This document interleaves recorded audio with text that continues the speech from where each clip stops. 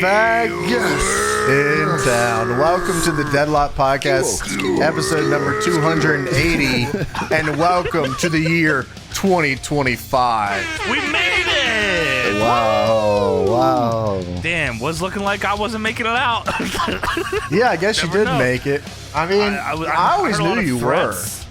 No, see, that's not true because you were making rumors of my demise for at least 4 months. Well, those are still rumors. There are still rumors of your demise. Wait, what do you mean? I made it to the new year, Tony. Yeah, but your demise is still rumored. How the fuck I mean, is that? what I said was that your days were coming to an end in 2024, which was true. Welcome literally, to yes. 2025. The days are over, yes. 280 as well. That means like 20 more. That's it. It's coming up. Count your days. We're talking about WWF Shotgun Saturday Night, February 8th, 1997. So we have reviewed 4 episodes of Shotgun before this. Have we? Oh, I guess we skipped episode 5. This is episode 6 of Shotgun. Yes. That's just how it is. This is the infamous episode where they're in Penn Station in New York, just underneath Madison Square Garden. Before we get into Shotgun Saturday Night, Deadlock updates. Let's update you on Deadlock. For the Watch This is up on the Patreon, a new one, and it is a mystery to even us. Who knows what could be up by the time this is? And I won't be explaining further, but you'll know what it is because if you're signed up, in some way, yes, Tony. You'll know if you're signed up on the Patreon, the $5 tier or above. Watch This is up. I mean, along with 200 plus other episodes of Watch This. The Patreon numbers have been fantastic. We have passed 5,500 paid patrons on that sumbitch.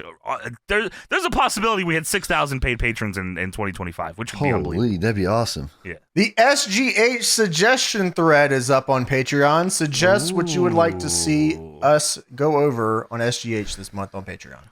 It is the month of January. You know, a lot of famous events happen in January. Now, that doesn't mean we'll pick it. I might ignore all of your good suggestions and go with something bad. Yeah, good idea. You'll never know. Happy Gilmore 2. Yes. That's not out till the end of this year. You can pre-order it with suggestions, though. Like pre-lock it in for next January? Yeah, that's good. This is actually the January 2026 suggestion thread is what it is. Is that how long it's taken to come out? I think it's out next, like Christmas. Yeah, I think so, yeah. Yeah. It's going to be like a whole year? I think so. Yeah. I'm not Don't quote me on it because I'm making probably it wrong. a whole year. No, well, count your days for sure because, like, no. But, like, you know. Up. Yeah, it's going to take a minute. But what you won't have to wait for is that long to see whatever we watch in January for SGH. We've already have February decided. In February, we're watching WWF St. Valentine's Day Massacre. Oh, yes. A new retro sync is up on the Patreon, and it's Pastamania Nitro. Well, the first Nitro is what it is. That's what it really is. Pastamania is what I have written down here, though. That's wow, James. I mean, like, we couldn't be more in sync than that. And what a sync it is. Indeed. I mean, Pastamania, the first Nitro. That's what I've written down here. I mean, you could argue that changed this podcast forever. It was a turning point for sure. Yeah, it was. Yeah, like that will one of the many. Us by that's also true. Yeah. Some could say the episode last week was a turning point for this show. But yeah, man, Pastamania, that will exceed us, our lives. Our days are numbered anyway. So. But Pastas Mania's is not.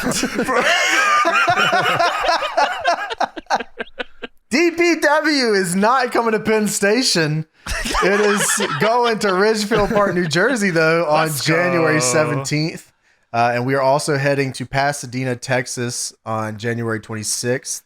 All right. And that's fucking awesome. That's going to be exciting stuff, man. Be sure to check those shows out. You guys can find more information about those on deadlockpro.com. Or you can go to our Twitter or Facebook or Instagram, just wherever, really. You'll find the information. I promise it's going to be there.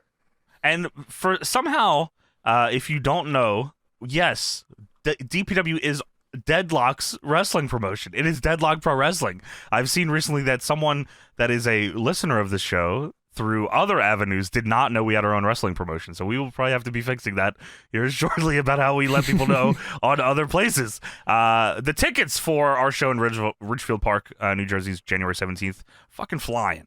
I was very stunned by the day one sales of this show.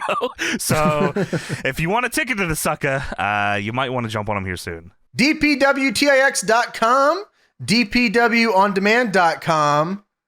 Get in or get the fuck out. All right, now it is time for the Patreon shout-out segment. The first of the year? Wow. Number one, Rude Blaze, waiting special, huh? for the balls to drop, not in Times Square, brother, but the balls of Dick, the cock, Johnny. What? Leave my balls alone. Nick Burgess, giant. Poor guy. What? You said it crazy. Dude, his last name is one letter away from Burgers, which would have been way cooler. That would have been awesome. Burgers. You get two names now. Giant Haystacks versus Little Guido in a super deathmatch Richard Sandwich style. What the dog doing? I guess it's not at our show, so that's fucking fine. You can do that wherever I you hope want. that happens. Logan Clark, $5 tier. Johnny, you say enough of who? That's right. It's the Raw Dog Fat Hog himself, J-Rock 777. Some people we should have left in 2024. Mr. Ian Cameron. Good job. I would have fucked that Is that up. right, you think? That feels good. Yeah, that's great. Okay, That's good. we'll give you Unless that. it's a lowercase L. That'd be nuts. That would be nuts. That would be fucking bullshit. Reverb Aesthetic. Action Boomba. Heavy Action Boomba. Hogan's finish.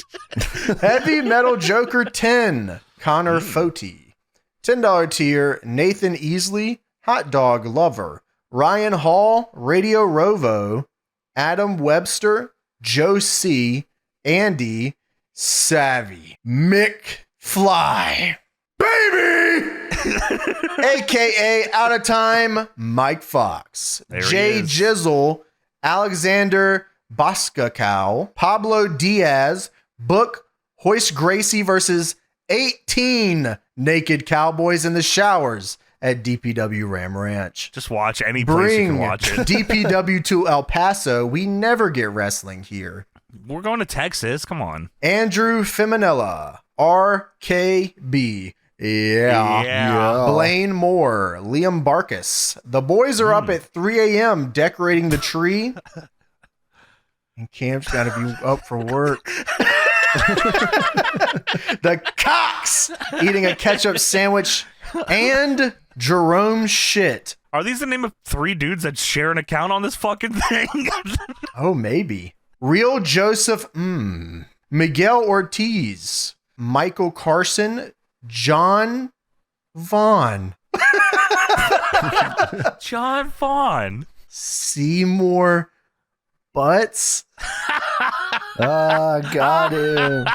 This guy is a complete fucking idiot, huh, Tony? He fell Holy for it. He shit, fell for it Seymour again. Butts. Are you a fucking asshole or something? What's wrong with you? You don't understand what that fucking says there? I'm going back in a time machine to 2024. And I promise you, your days are No, numbered. come on. That's fucking crazy to say. Gold. The Dust. Ooh, son. Mikey. Jeff. Chase. It's impossible. Richard's son. Josh. Hunter Wentworth. Jameel Johnson. Victor Koztov. CJ Dub 09. Sebastian Exall. Alex Wyman. Coach Sky Blues. Brozone. Maximum Overdrive. Sovereign. Jake Bostic. Time for a new segment. Corvid's legendary WWE jokes. Oh, okay, Why let's was give it a Al go. Snow sad during his match? Because he knew he was going to have a bad one. He didn't get head beforehand. No, I think mine was better.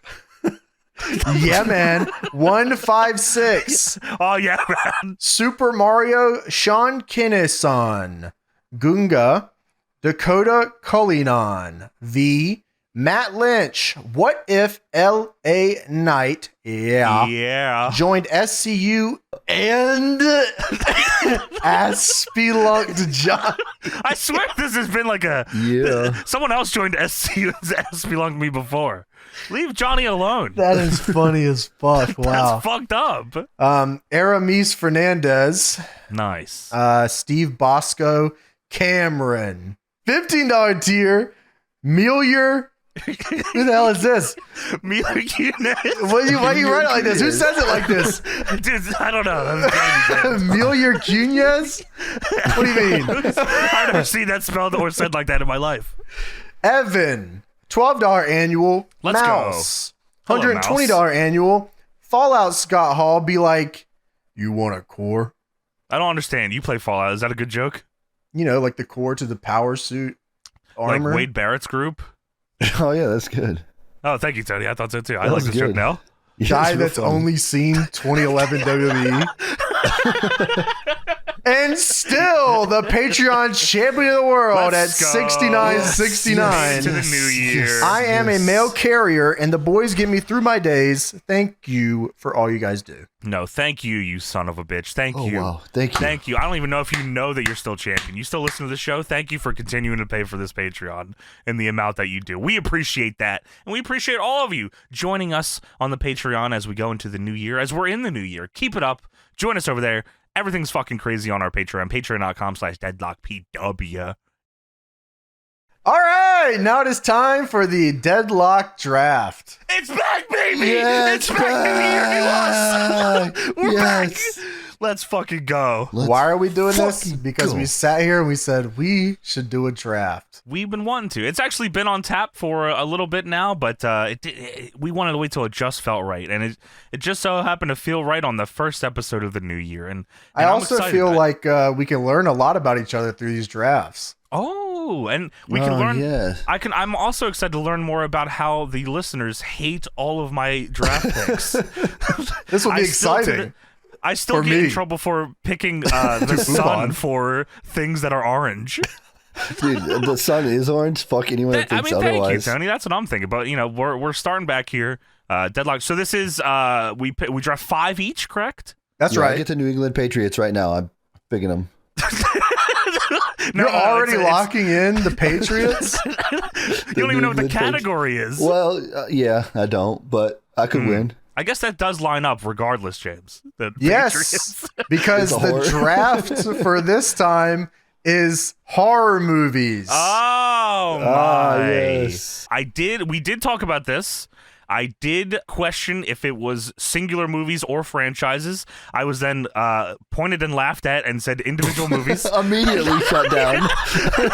I tried to, finagle a little here but it was individual movies that we decided on franchises here. I felt like was Cheese? Yeah, a little bit That of a is cop out. cheese. Yeah, I was that's like, crazy. pick your was. favorite It was. movies. I like all of the movies in the franchise. Every one of them. I was definitely trying to cheat, I'll be honest, but And Tony, that is never the fucking case of horror movies. yeah, You do there's no not. way. There's no way that's true. So it is Snake. So it'll be somebody goes, then somebody, then the third person goes twice. That's right. Mhm. Okay, got it. So Tony, do you want to start? We'll go Sure. Tony, you, I'll me. start my list off. I always talk about this movie, Friday the 13th Part 3 3D version, because I watched it as a kid. It just got a soft spot in my heart. Like some of those movies you see when you're younger, and then they just stick with you forever. And that's Okay. kind of one of those movies for me. So I got to put that up there as like one of my goats, just because I've seen it. So that's your favorite Friday the 13th? Yeah, probably just because okay. it's not the best one. Like there are better ones, but I've seen this one so many times. Did And you consume he gets his this mask. with 3D glasses on? I did. They actually sold Oh. they actually sold a DVD with 3D glasses at one point, and you could Okay, watch that's it fucking with awesome. 3D glasses. It was awesome. It was good. I actually had one of those. Remember those 3D TVs they made a while back? Whenever they made like 3D TVs, it was super popular. Yes, You I do get remember this. You get the black glasses with those. I have one. It was like a Vizio one. It's not great, Ooh. but I think I watched it on that. Yeah. I got to Wow. give you this, Tony. That is a one of a kind pick. I don't know how many people would go to part 3 on Friday the 13th. So I think that's pretty cool actually. So No, I yeah, I'm gonna expected stick to that. Yeah. I expected him to say the last chapter. Okay, I I can can see see that. that. I Sure. think either that or what's the one you like? Jason Lives, right? Yeah, that's true. With that one too. Yeah, those are good, but yeah, like I said, this one just stuck with me because I've seen it so many times as a kid. They probably just played it on TV over and over, because it's probably cheap to get rights to that. TV horror movies, Tony. Yeah, I watched a ton. Like House of Wax is one that I probably watched 500,000 times. Is that how you got into most of them? Like you just saw them on TV most of the time? Yeah, because they had like a marathon everyone. Like whenever it was Friday the 13th, they'd play all those movies. So Jeepers Creepers was one that was on TV all the time. That's true. Yeah, that's true. Yeah, for sure. Supposedly, Friday the 13th Part 3 was the first film to remove E.T. from the #1 box office spot and become the second highest grossing horror film of 1982 behind Poltergeist. Fuck you, E.T. Fucking E.T.? I've seen E.T. get fucked. That's not on my list. Is that your list? That's his choice. E.T. with the fingers fucking was not on my list. Oh, dude. Well, because I figured James would argue it wasn't a horror movie. Yeah, I probably would have. Yeah. It's just a comedy. Is that what it was? I wasn't laughing. All right, my pick. I mean, this is gonna be a stunning, shocking pick here, gentlemen. No one will see this one coming. I'm gonna go with Saw 1. Oh, dude, no way. Yeah, that was on my 3rd, 4th, and 5th pick. Damn it. Yeah, I mean, Saw 1 is. I mean, this is my favorite fucking horror movie. I definitely had an internal argument on whether or not it's my favorite Saw movie. Still, I think I have to say it is, just because of how I remember how I felt on with the swerve. It's one of my favorite fucking movie swerves of all time. There was definitely a point where all 5 of my picks on this list were Saw movies, but I figured I would get yelled at, so I went a little different. No, you could do that. You could do that. You could do it. I'm yelling. I don't want to get yelled at. So, I mean, Saw 1's just so fucking good. That's Saw 1. I mean, anything other than that on my list would have been. I would just lie to myself. All right, James, who you got? So Saw 1 and Friday the 13th 3D. Removed. Yeah, sure.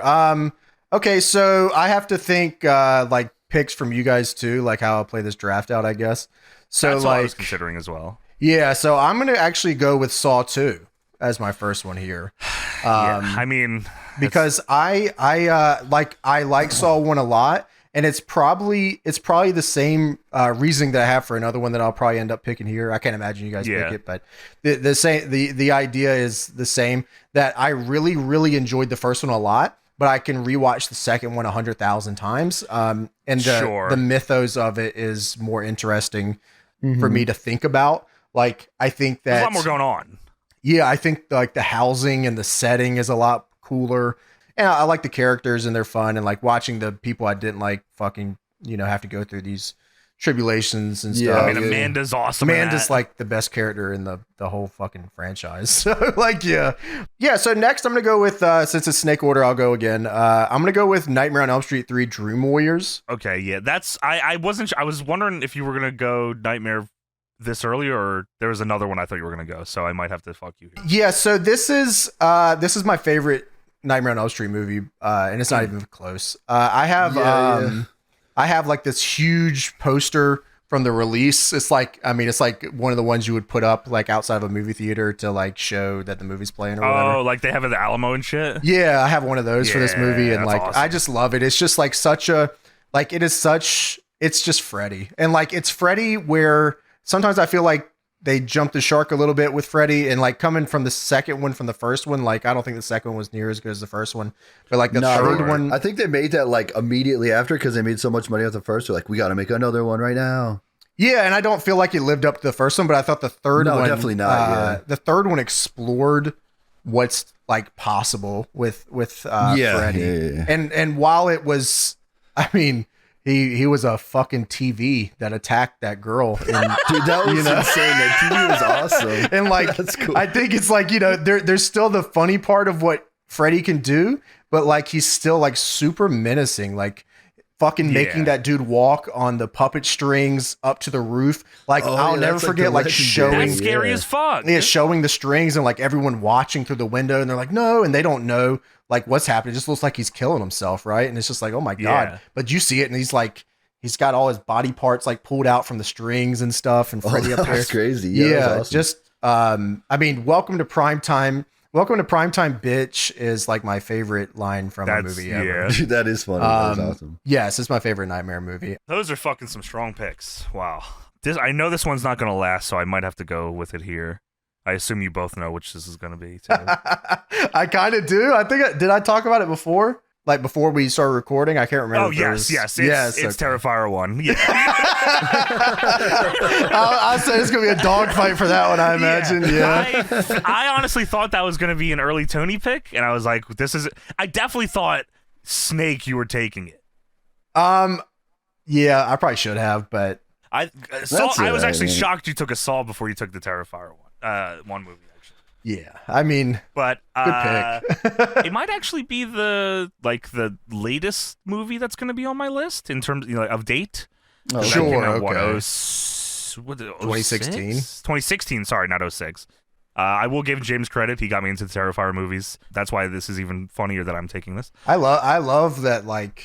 I love that you guys got into it. Dude, I think that's cool. Awesome, bro. Like I said, I love talking to you guys about it. I think it's still my favorite one. I love 2, and I mean 3 is just fucking awesome. But there's something about watching, maybe same for Saw, something about watching the first one for the first time that leaves something in you that can't be replicated. I rewatched this recently because Chris and Macho, we were they were just getting into Terrifier. So Macho hadn't seen 1 yet. Chris had just watched 1. So I was like, you guys are fucking watching this again. And then we're going to watch 2, and then we watched 3 as well. I forgot about this shit thing until we just talked about it. That's so fucking funny. In the pizza shit parlor, all over the windows. Everywhere. I'm not fucking cleaning this up. He just shit all over the place. What the fuck is this? He turns into like a human candle. All right, Tony. I'm gonna have to go with the I guess it's horror. This is horror comedy kind of, but Grindhouse. You know the Grindhouse movie, the 2-pack movie, the double feature that they released in theaters, Planet Terror and Death Proof as one movie in theaters. Wow, I haven't even thought of those movies in forever. But the reason is because so I have you're talking about first scene, you first experiencing a movie is crazy. So I went to this shitty theater with the midnight movie, and people were smoking pot in the back row, and it was the whole experience of it was the shitty, it was just full circle. I don't know how to explain it. It's the best experience I could ever want to see this movie, and then seeing all the fake trailers, and then watching both these kick-ass movies back to back. It was just the coolest shit ever for me. So I gotta put that on there. I mean, it's definitely, there's comedy in it, right? But that's a horror movie. Yeah. Well, the first one's a zombie one, and the second one's he's trying to kill people with his car, which is pretty cool. Yeah. So yeah, just both of those movies, and then when they released them on DVD, I think they released them separately on DVD, and then it was just oh, what the fuck, and then you had to go scour for a Blu-ray version that had both of them together and not the trailers the and all that. Yeah, because they fucking piss you off and really, we want to make money off this because they bombed when it came out, I think, or not bombed, but it didn't make any money because people were I don't know what the fuck this is. Why am I seeing 2 movies and fake trailers? Right. I mean, it was for the love of the game release for sure.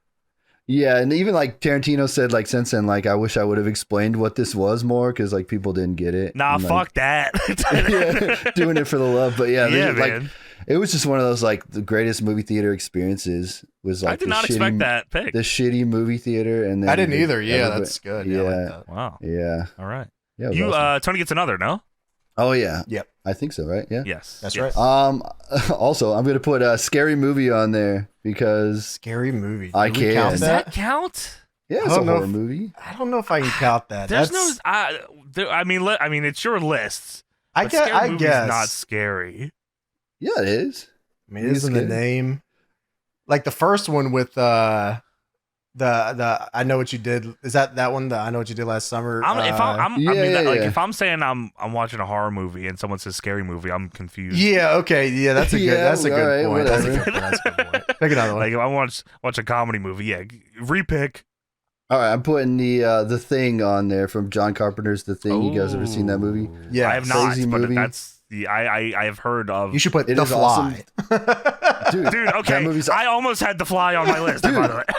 That movie's awesome as well, by the way. That's a great movie. It's just the practical effects in that movie is awesome because there's this crazy creature that gets inside of people, but you don't know it's inside of them until later, and then it pops out, and there's fucking blood and guts and shit going everywhere. It's cool. I'm gonna have to watch that now. It like gets inside of a dog, and then like the dog they have to operate, and it's like what the dog? A demon pops out, and then you don't know. It's crazy. It's a good movie though. It's awesome. I have a buddy that like loves that movie, so I probably I should watch that. Yeah. Okay, yeah, you should check it out. It's a good one. Right. Good one. Yeah.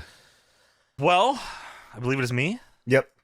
Tony said scary movie. Well, oddly enough, I have Scream 1 on my list here. Oh, okay. Nice. Scream 1 is, I mean, fucking awesome. The fucking, everyone, I mean, like, classic fucking movie. The end is, I mean, the swerve of it being, like, fucking Homeboys is awesome. Sure, yeah. Matthew Lillard is a beast. I mean, horror legend to me. Goats. Yeah, horror legend to me. And, like, yeah, I mean, tremendous fucking movie. And I haven't seen all of them though. I've seen like some of the rest of the series, so I don't know. In my brain, I figure I don't know how the fuck it could get better than Saw 1. I'm sure there's ones that are pretty good, but any ones that I've seen after this, I'm like, damn, this. I mean, it's cool, but it's not Saw 1. Sure, okay. All right, so let's see. These are good so far. I'm probably gonna go with Jason X. Okay. Here. Yeah. A movie that for the longest time got just shit on and shit on and shit on. I lived through. That's how I know this movie mostly is that like forever people online saying like what a fucking bad Jason movie this was. It's funny how things like kind of go in circles, I guess. Sure. I spent so long I was like, I'll die on this hill. This is the best fucking Jason movie they ever made. I mean, you've said that forever. I've lived and died by this movie for so long. I posted the trailer for it the other day, which has let the bodies hit the floor. Dude, that is incredible. Yeah, dude. I didn't know if that was like a fan thing or if that was a real song. That was real. That was fucking real. Awesome. Yeah. Just the perfect time for that type of movie to come out. And one that has only gotten better as time has went on and like culture kind of shifts a little bit more, like I think the same way it goes for like Limp Bizkit, who I think went through a while where people are like, this is the worst band that's ever existed. And Not then people, me. right. But like the general public, right. And like, sure. I was fucking with Limp Bizkit too. And like, for so long people were like, oh, it's shitty. But like, I think it's starting to circle back around to where like, this is cool. I like the idea of this fucking movie being that they sent his ass to space because they couldn't fucking kill this guy, and then he comes fucking back and then gets upgraded to a mega ultra uber Jason and like has to fight a goddamn android. Like this is the awesome shit. This is the best movie of all time.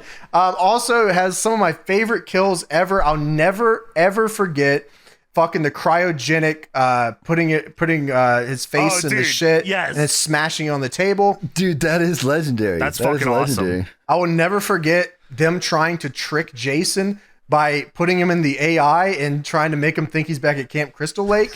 And the counselors were like, oh, let's have sex. Oh, let's have sex. I'm so horny. And then they got in the sleeping bags, and then Jason picked him up and slammed him against a bunch of trees and then broke the AI. Awesome. I'll never forget that shit. And then they just shoot his ass back into space. This is the best movie of all time.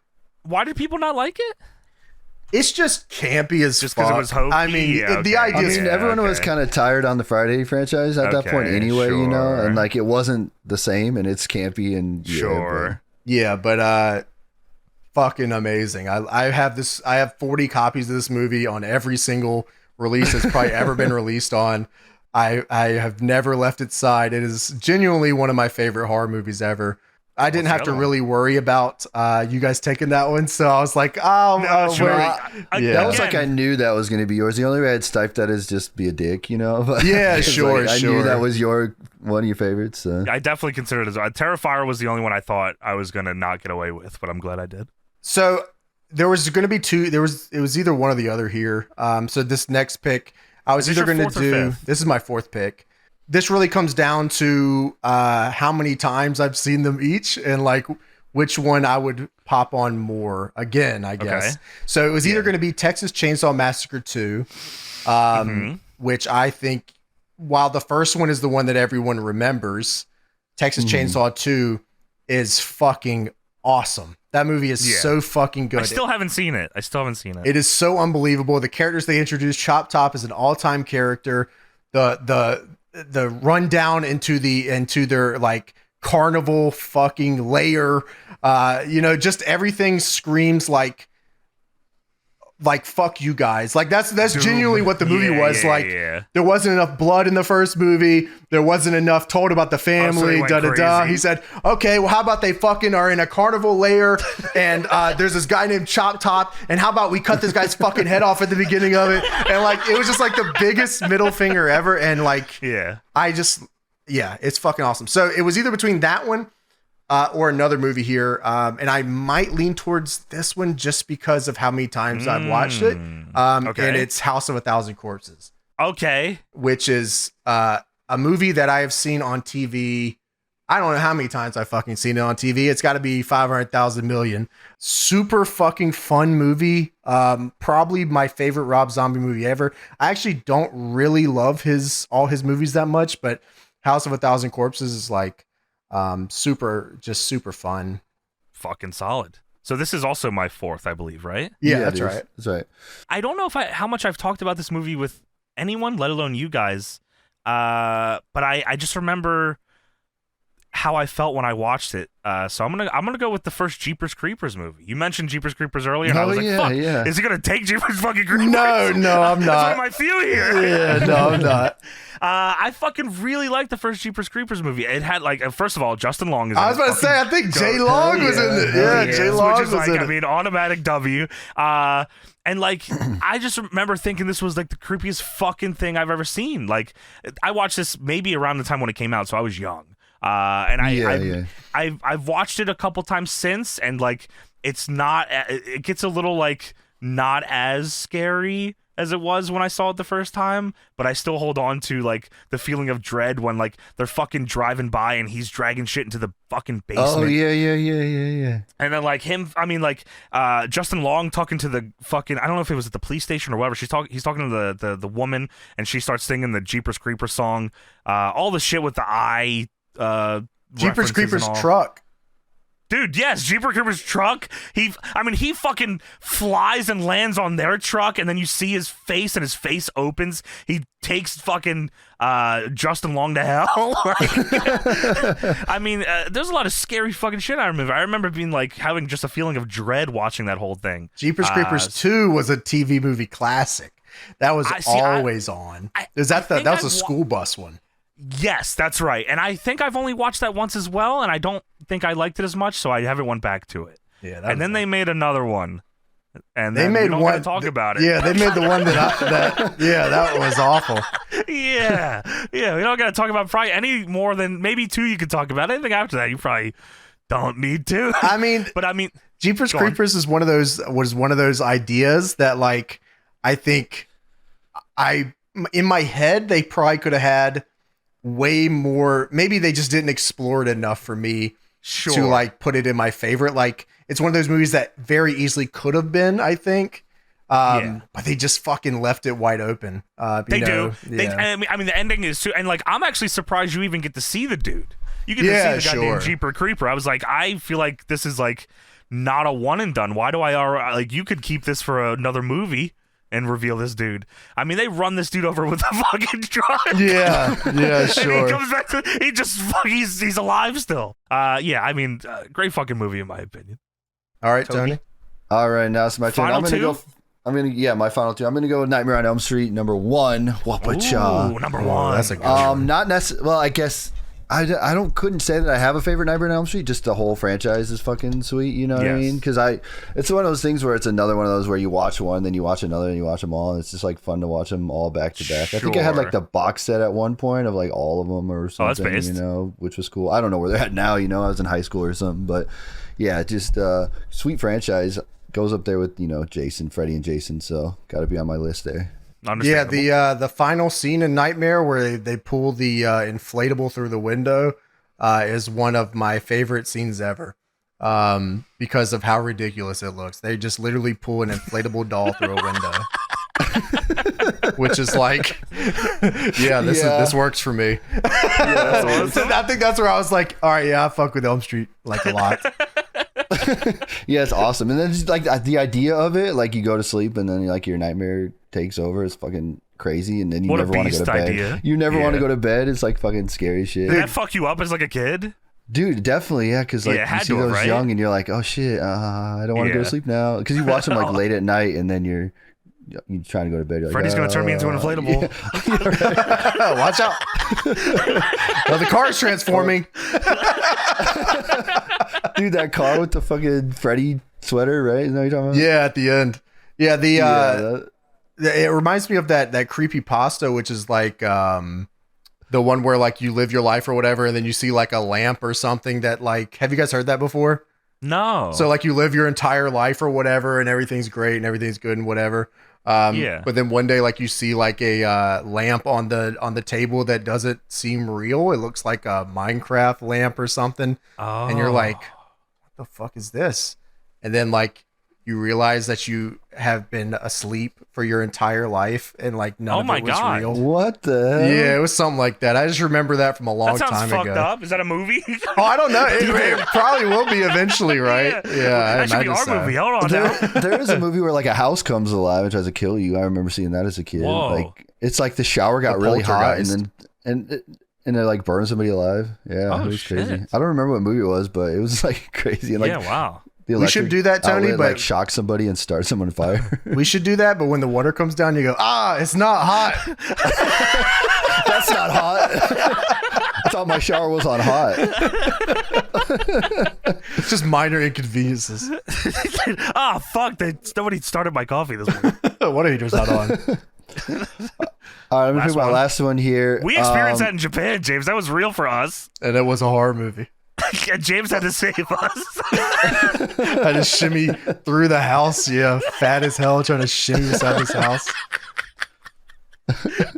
All right, Tony, last one. All right, honorable mention to the Fly. We talked about it. Fly movie, is by the way. Up. Jeff Goldblum, the Fly. By the way, Jeff Goldblum's version, just to make it out there. Fly 2 kind of sucks. If you ever saw the one, it's like his son. I mean, they picked like the scene where he's picking the goddamn wings is like fucking disgusting. I mean, it is absolutely a disgusting movie. When his fingernails start coming off and he's oozing and like, it's crazy. Jesus. It's awesome though. We don't explore disgusting horror so much anymore.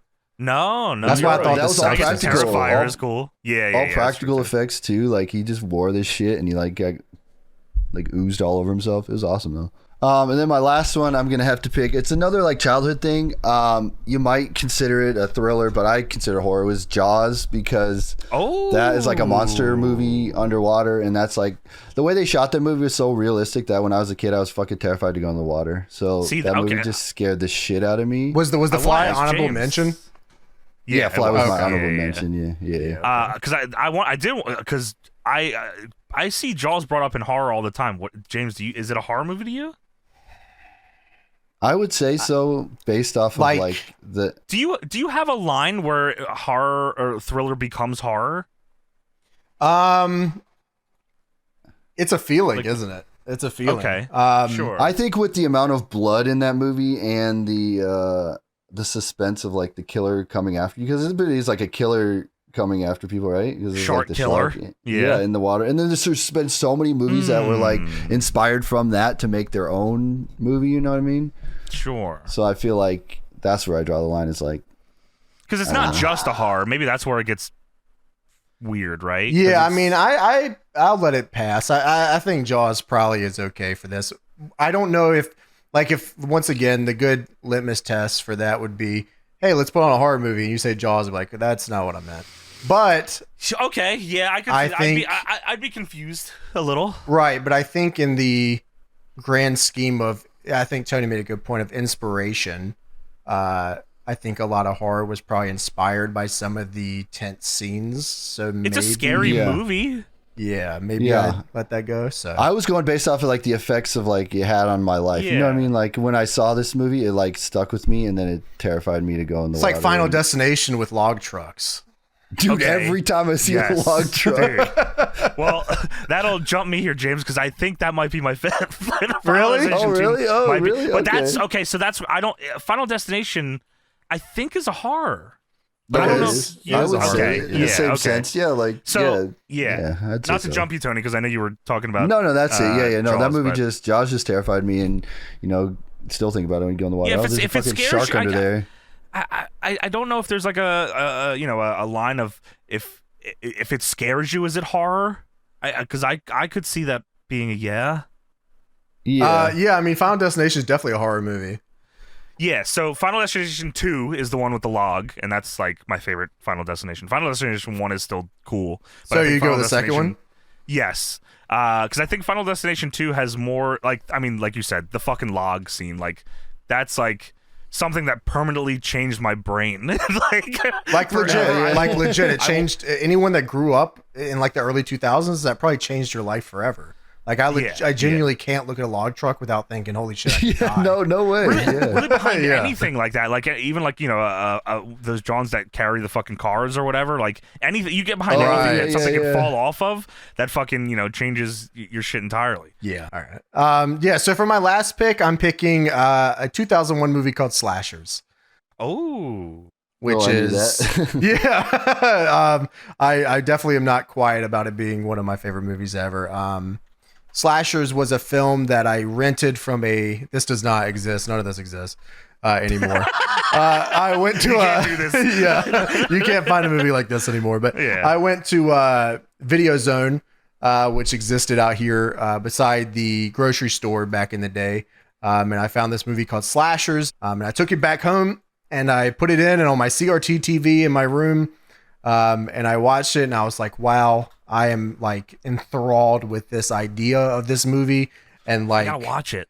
But yeah, so like the idea is it's a Japanese game show that's happening in America, and it's a show where they put you in like I think it's like a redone paintball course, is what they ended up using for the movie. But it's like a obstacle course that has 3 serial killers in it, and it has different areas. Yeah, so it has different areas that you have to survive.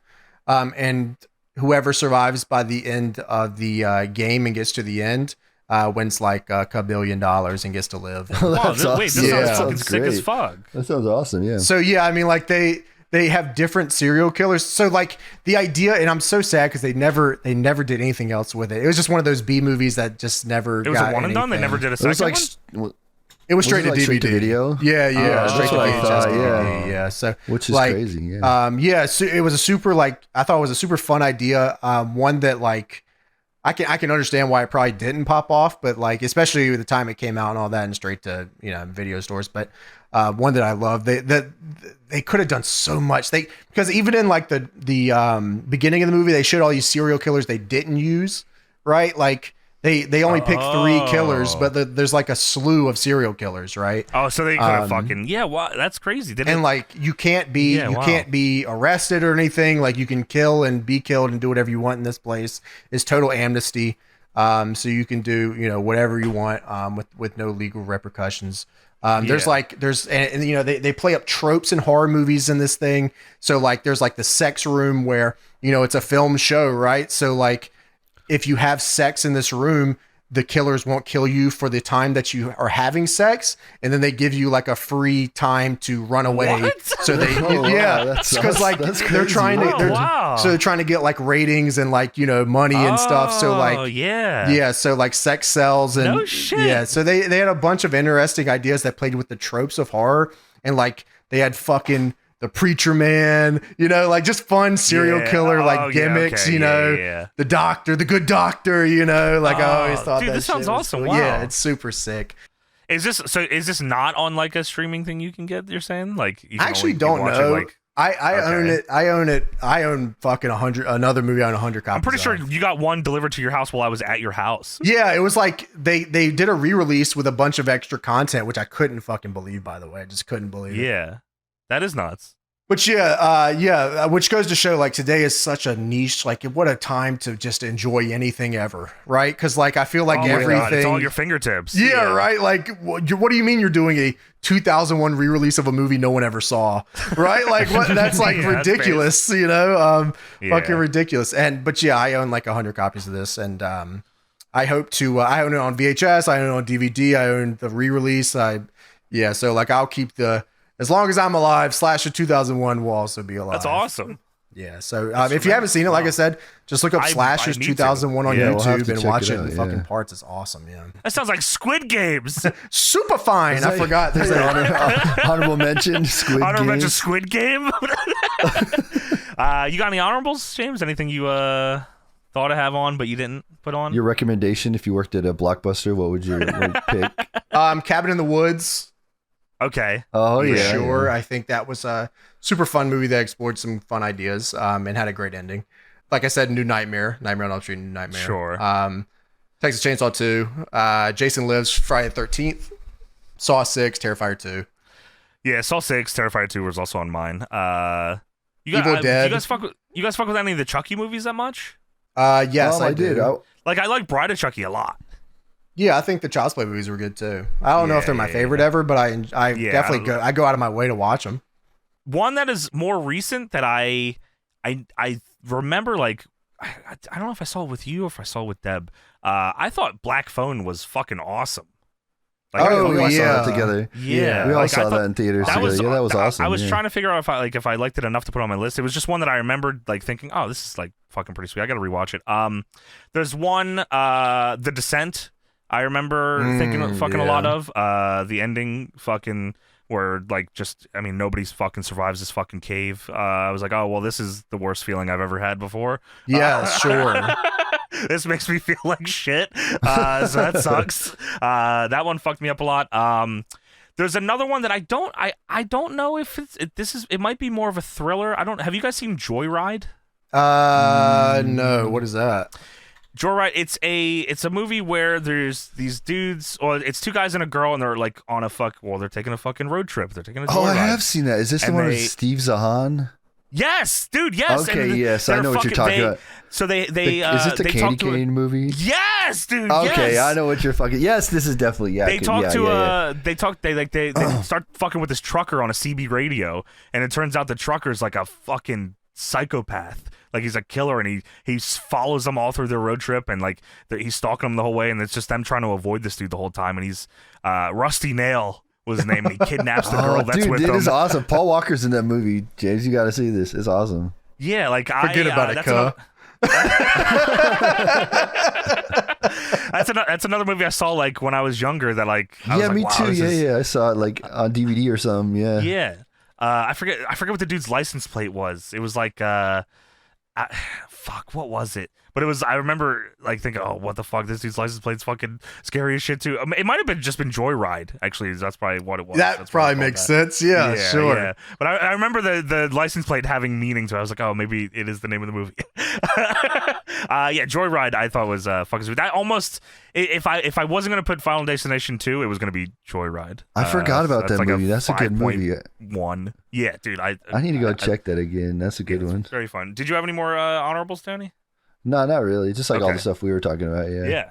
Wow, that was awesome. I enjoyed this a lot. Yeah, me too. It was fun. Yeah, it's cool. By the way, when I said Evil Dead, also like the original Evil Dead's obviously, but the remake Evil Dead that they did in like the early 2010s, is that right? Mm-hmm. Is definitely one that fell under the radar of like, oh, I'm not watching this. Like I definitely was like in the same. You didn't think it was gonna be good, right? Where I was like, I saw it in theaters actually, and like my first thought was like, I'm gonna hate this because like you can't do this without Bruce Campbell. But he was like a part of it, I think, in some way. I think because he was at the end, there was like a little post credit with him, which is funny. But super underrated. I think it's another one that. No, yeah, shout out to Hellraiser also. Forgot about those movies. Yeah, too. Hellraiser for sure. They redid when you said they redid it, and then they redid Hellraiser. Remember they redid that movie like that movie. That they should have done that. yeah. Those movies are lucky they were good in the first place, and like, yeah. I'm sure there's definitely a ton of favorites that we left out here. So feel free to let us know what your top 5 are. Also, let us Jennifer Aniston's Leprechaun. Whatever one Hornswoggle's in. WWF Films Oculus. What your favorite ones are. Also, let us know some other shit you'd like us to draft in the future, because we want to start fucking doing these again. So let us know, and because that and top 5s and shit like that, I think we're gonna jump back into here. So leave us some suggestions on stuff you want us to talk more about and argue with each other about and get yelled at about. That's what I want to do. All right, now it is time to get into WWF Shotgun Saturday Night, February 8th, 1997. Sorry. So there are two versions of this that can be watched. You can either watch the WWE Vault version. Ooh, they cut stuff out of their stuff and we don't like them. I think James watched that one, right? I watched that one. And Tony watched both, and I watched the other one. Yeah, I watched both of them. I watched OG. the Vault one, and then I went back and watched the other one and skimmed it to find the missing items. Yeah, which there's not many of, but there is something that you would have missed, James, because it's the very beginning of the show here. The Amtrak train pulls up, because we're in Penn Station here. The Amtrak train pulls up, and Crazy Train is playing, and the cameraman goes inside the Amtrak, and the Undertaker is driving this thing. Dude, with Ozzy Osbourne's Crazy Train and the Undertaker just standing there in the Amtrak. And Taker looks over at the camera and says, "Welcome to Amtrak's Night Train to Hell." And then he blows the Amtrak horn, and then it goes to the shotgun intro. Dude, holy shit, that was so corny. You can't get any more cornier with the Undertaker Check than that man's tickets. No one rides for free. The Amtrak copyright trademark train to hell. Wow, so WWF wasn't doing well. He had to get a second job. Well, they were just going back to New Gen, James, where guys did two jobs. They had a real job, and then they are also wrestlers. They're weekend warriors, all of them.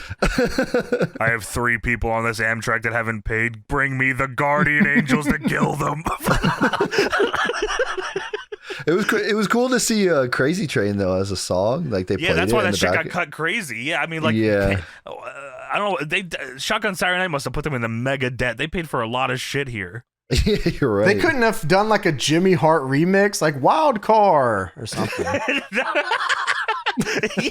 No, fuck that. We're gonna just cut this thing. Actually, sorry. Yeah, so we get the Shotgun Saturday Night intro here, which is the stuff, it's pretty much the same. Sean on the car and, Sonny. Shirtless Shawn Michaels on a car. Is the Goldust one new? I have not seen the Goldust one before. I thought that was so funny.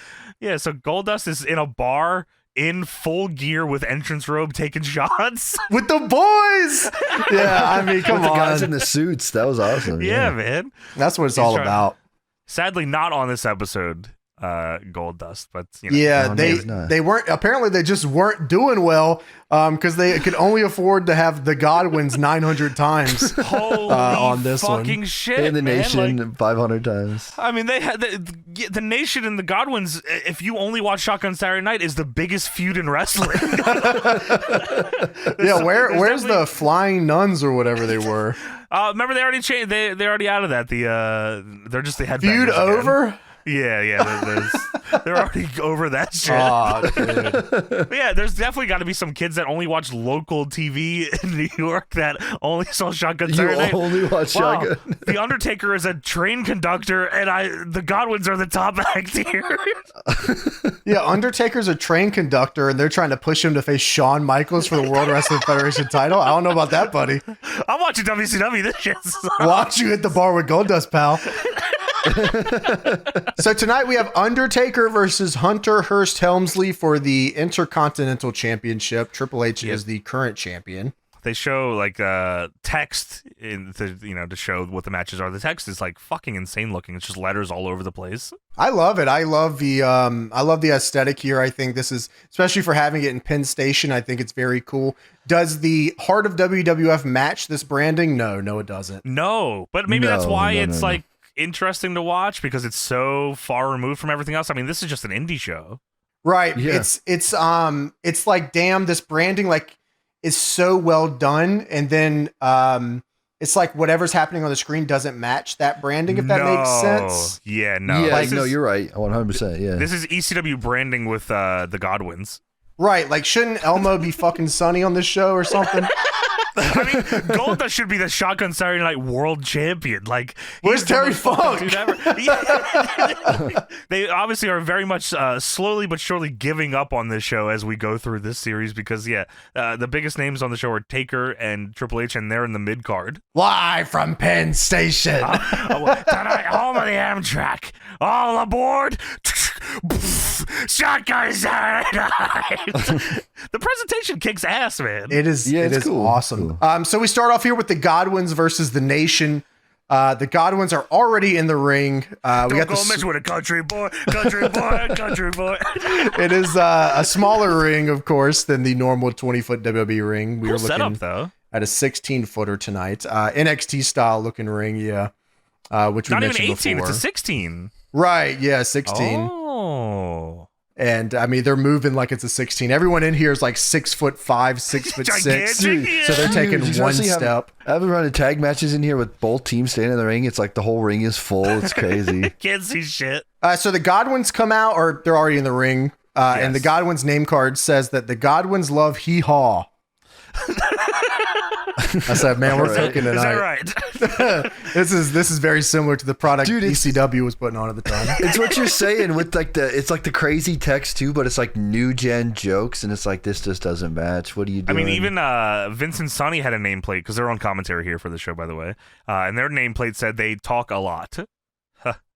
Yeah. Vince said, you fucking got me there. We should rib Pat Patterson tonight. Sonny says that the Godwinns have left them a little memento on their table, and Vince says, "Oh, what is that?" I don't know what it is. What is that? It was a piece of shit. Was it shit? No, I don't know what it was. Like, it looked like shit. Like, or it was something. an invitation to Sunday supper. Uncle Elmer's gonna be there. Written on pig shit. Sorry, I don't know what it was. Oh, they left a turd here, Sonny.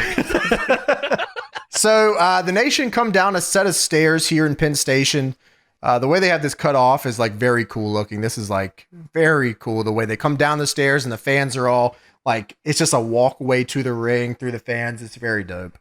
Yeah, I mean, some dudes just rush through the crowd and go over the barricade, but the Nation, there is an aisleway that you can take. Farouk and Crush, their name cards say, "Feel at home in New York." The hell does that mean? I have no idea. We're in Penn Station, I thought. The hell is New York? Yeah, you're in Pennsylvania State. Yeah, what's going on here? Doesn't make any sense. Vince says the crowd is chanting "Jailbird at Crush," and that affects Crush's performance. Was he in DOA yet, or are we done with that? He's a criminal. Oh, okay. Yeah, that's true. Criminally fucking ruining this show, buddy. Criminally pissing me off.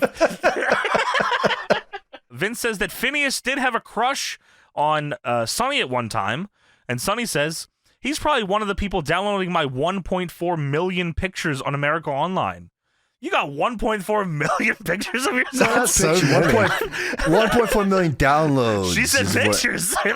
No, yeah, she was the most downloaded diva. I remember that from being a kid. Yeah, she was a cyber babe. Yeah, she was. And that was like her whole push here, right? That she was the most downloaded woman. Francine has 1.5 million pictures, and I don't know. Some people have been saying that Francine might be the hottest chick alive. That's what I was just reading. Yeah, it was on the sheet here, dude. We forgot to mention, by the way, we didn't do observers for this because we've already done them. Like, these are all very close to each other. Like, the area of time that we've already covered. We've already covered pretty much all the observers at this point, so that is why there's not any. But James did have a tidbit there that Meltzer said that Francine is 1.5 billion. She's the hottest chick ever. Wow. So Sonny says that she's in the National Enquirer also, which for people, I guess there's young people that probably don't even know what this is. Oh shit! This was the world's dirt sheet. It was a tabloid. The world's dirt sheet's an unbelievable way to put that. That is crazy. Yeah. They would just make Maybe up worse, shit, right? Like, yeah, they just make up shit and like put like an alien on the cover of this, and then you just see it at the grocery store and be like, aliens are impregnating Sonny or something, and then there's a picture of a pregnant lady. Tony, it would just be stated as fact. It doesn't even say we're lying anywhere. It's just like, yeah, that's all right. Caps. Yep, in Idaho, an alien impregnated Sonny. Dude, that's what she's talking about here. She was talking about that here, like, oh, maybe they're gonna show me impregnated. Like, anybody that has no clue what she's talking about, but that's how the magazine was. Like, they just make shit up and say, yeah, this is true. Yeah, I mean, they would give you two of the craziest things back to back. An alien has impregnated Sonny, and Rey Mysterio is fucking Jennifer Aniston. Jennifer Aniston? Dude, that was true, though. That was 100% true. They were all true. Bring it up, yeah. They were all true. Sonny says right here, that was true. It is the National Enquirer. It's national, so it's got to be true, you know? I mean, I agree. So Clarence Mason joins Vince and Sonny on commentary. And Mason says that tonight Sonny and Vince are honorary members of the nation, which I think it's Sonny. Just Sonny. Oh, I thought he said you and Sonny. Unless he meant like us, the fans, yeah, like the viewers. I think he says that they can join if they want, I think, or something like that, right? Isn't that how he sets it? Like Vince and Sonny can be honorary members if they want. Well, yeah, and Sonny says, excited. "Aw." And Clarence Mason wants everyone to stand up and do the Pledge of Allegiance to the nation of domination. One nation under Farouk with liberty and justice for no one. Oh, is that right? So Phineas and Crush start this one off. Great. Pig hog. Phineas spits a very large loogie into the air and then catches it with his hands. Oh, that was nasty. He legit gives himself a spit shower. Yeah, like it's gnarly. Also, he's doing this while the crowd is chanting 911, and then they chant Bischoff sucks dick. Dude, okay, Bischoff sucks dick is not on the network when I don't think. Oh, they cut that one out. I do not remember. I remember hearing BWO. Okay, yes, it's 911, Bischoff sucks dick, and then he spits in the air and catches his hands. Then there's an ECW chant, and then BWO.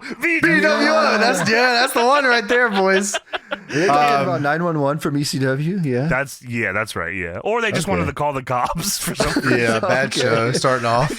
Yeah, please arrest the booker of this fucking show. Go get Pat Patterson. He's eating slop backstage. So Phineas gets backed into the corner by Crush here, and he runs down Crush with some great hope punches out of the corner. Like, he's a beast. This is completely lost. Punching like this is lost. This doesn't happen anymore.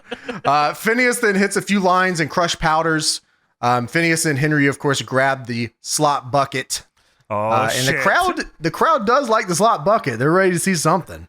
I mean, like, that's the most exciting part of the show, other than, like, the one spot that is talked about on this episode. So Todd Pettingill is in the middle of the crowd because we're still doing this. Yes, we're still doing this, which is nuts.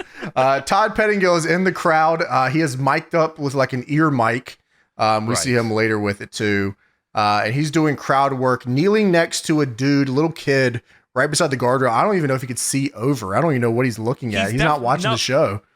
I mean, it's definitely someone's kid that, like, got dragged here because their parents wanted to watch the Godwinns wrestle tonight. It was probably a kid that was trying to get on Amtrak and got lost, and now he's just watching Hog and Pig wrestle. This is Home Alone 3. Lost in Penn Station. Oh, fuck. I gotta watch the Godwinns. Ah! The kid just gets up. BWO.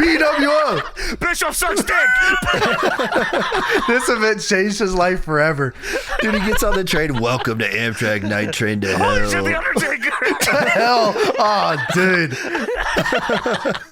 Yeah, so Todd Pettingill points at this kid. He laughs at him and he says, "Hey, this is Crush is a boy. Ha ha ha." I guess because the guardrails look like bars. Like, oh, wow. Okay. What? Yeah, why are you bullying this little kid? Come on, leave him alone. Yeah, well, yeah. I mean, I didn't even get the joke. Wow. Okay. That's all I could figure. Sure, yeah. that makes sense. He also, I was gonna say, he meets a dude with no front teeth. Well, that's Hank. That's Hank with no teeth. And Todd says, "What's your name?" And the guy says, "Hank." And Todd says, "Oh, hey, Hank. This guy saves $100,000 a year on dental floss." Anyway, back to you, Vince. Oh, thanks, Todd. This is Hank. He was Crush as a boy. How the fuck did this Todd Pettingill thing make it past episode 1? Dude, before it wasn't like this before. Before it was like, who do you think's gonna win this match, right? And then now it's he's like mean. Now he's like, yeah, you got no teeth. What the fuck? Yo, he's got no fucking teeth, boys. Okay, Tony, you're totally right. It was like very mean spirited. Thankfully, he just took it as a joke. But it was, it was no, super they just wanted to be on mean-spirited. TV. They didn't give a shit, but it was definitely mean spirited. Yeah.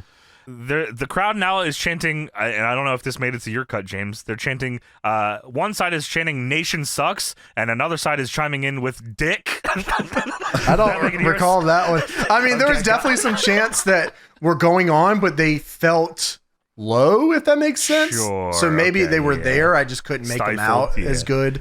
So the audio was a lot louder on the version. I did click on the version that you guys watched. The audio was a lot louder compared to the one that was on the ball. That's probably for fucking good reason. Yeah, I imagine. It is a double-sided crowd "Nation sucks dick" chant. Vince says, well, very vocal crowd here at Penn Station. And then Farouk on the apron. This did get cut because I looked. Farouk turns and looks at the crowd and says, how about sucking the nation's dick? Oh my, that's awesome. Wow, that is... They would have... If he did that in the middle of the match, I'm telling the ref, tell him to go over now. Tell him he's winning now. He's winning. I'm laying down right now in the middle of the ring. Yeah, how about sucking the nation's dick? I'm grabbing him saying, hit me with a Dominator now. So Henry hits the ropes one time here, and I swear to God, I thought he snapped their top rope. Like he hit the ropes so hard, and he went so far back, I was like, oh, he's gonna fucking tumble over the ropes. Gigantic. So like, I'm not surprised. There's also, by the way, a ton of nerve holds on this show. Like that's the only way these guys like there was no like chin locks yet, I guess, or something, or they weren't allowed. They're doing fucking nerve holds. Yeah, I guess it was probably like the chin lock is more annoying to deal with than just like hold my neck, please. Yeah, I guess so, sure. And they're treating this like a fucking house show, so yeah, take it easy tonight, brother. Yeah, take it easy, dude. The Undertaker's on this show. He has to have the best match or he'll get pissed at us. Sonny? Wow, that makes way more sense for the main event then. Good Lord. Holy fuck. Sonny says anyone that may have had a connecting train through Penn Station didn't make it to their connection because they stopped right here to watch Shotgun Saturday Night. My ass is... Wait. You just fucking... I need to go home. Yeah, dude. Like, you fucked up my night, and now I got to sit here and watch the Godwinns? Let me out of here. That kid's never getting home. I'm kicking the Amtrak conductor's ass. So Phineas is now in here off the hot tag. Hits a few body slams. Great.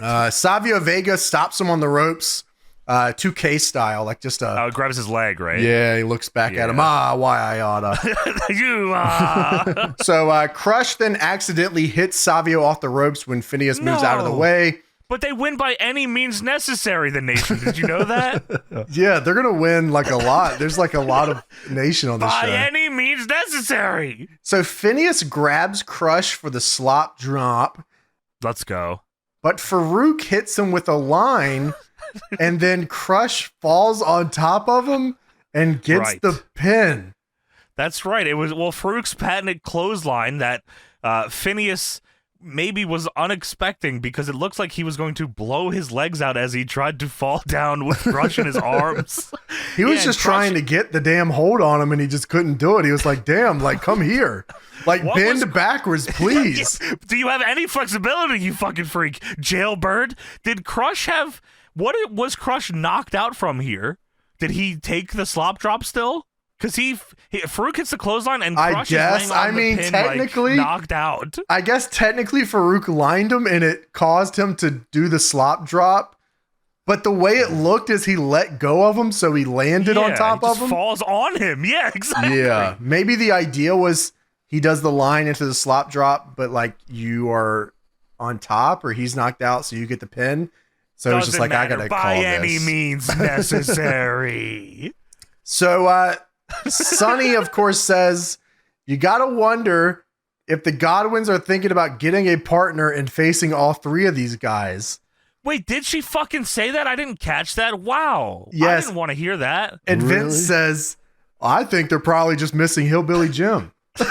Oh, me too. I mean, Sonny, you just blew the main. That you weren't supposed to say that. Not sure what's going on. Hope the aliens abduct you here soon. Why don't you take a million more pictures and stop talking?